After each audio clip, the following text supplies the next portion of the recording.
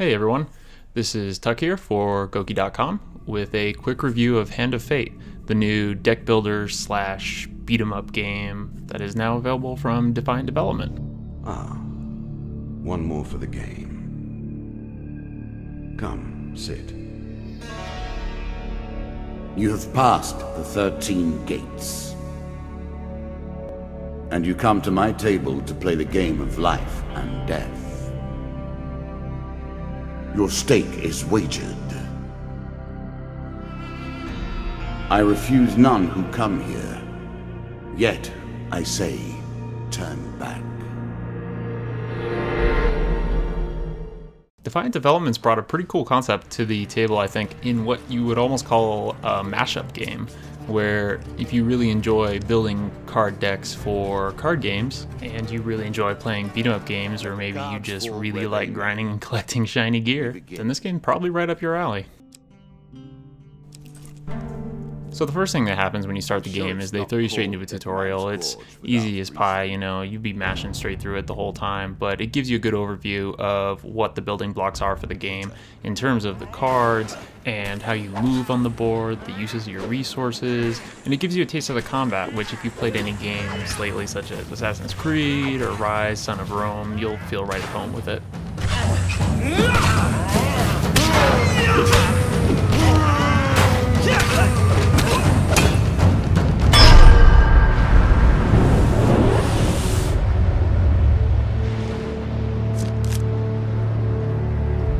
I had a chance to play about halfway through the story mode. You basically fight off against these bosses and you choose them one at a time and play through with the cards that you've acquired over fighting the other bosses.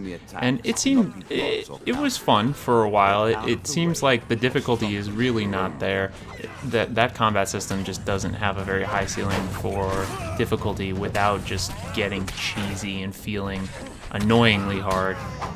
Though you'll get in a situation where you'll be on the pirate ship land with 12 rats and they all have bows and they're just swarming you and there's nothing you can do about it. You just get killed and you feel like, okay, well, I didn't really do anything wrong. The game just screwed me. So, I mean, that's tough.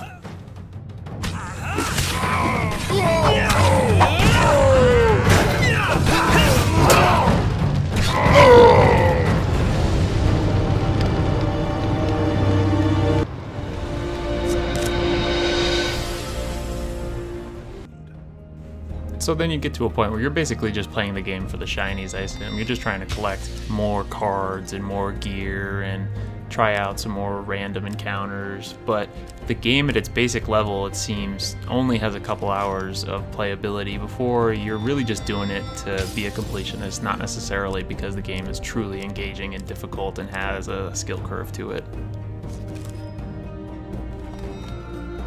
Probably my favorite thing about this game is the overall sound and feel of the game. It kind of reminds me of the first time I ever played Diablo, and you hear that kind of haunting music in the background. Now, I'm not saying that this game is on Diablo par, don't get me wrong, but it is really cool, all the detail that they put into the art and the sound, and it is really as much of an immersive experience as a card game beat 'em up can be.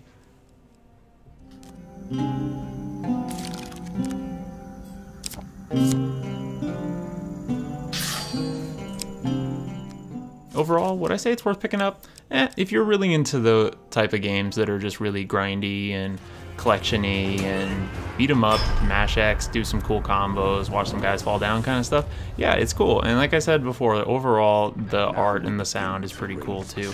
I wish there were some more customization options to your own character, as well as some of the gear's kind of wonky looking. Some of it looks like it fits, and then other times it just looks really weird. So getting that new piece of gear may not be as cool if it looks like a weird pterodactyl head or something. Right now, I believe the game's going for $25. I think on Steam it's about $5 off on sale right now. So if you got 20 bucks to throw down on something and you really got that D&D card game beat 'em up itch, go for it. You could definitely do worse.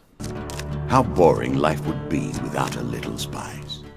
Now, I know one thing for sure that definitely stood out to me when I started the game was, you look, that dude's got some big ass hands.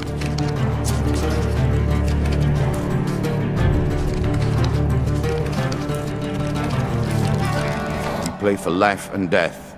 Prepare yourself.